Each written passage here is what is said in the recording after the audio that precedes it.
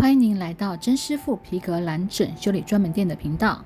这是频道介绍香奈儿斜背包锁扣故障、配件松脱，经曾师傅专业修理，完美呈现，恢复原来使用功能。您若有扣件损坏问题，可以到曾师傅皮革蓝枕修理专门店咨询哦。记得要按赞、订阅、分享、开启小铃铛，谢谢您的观赏。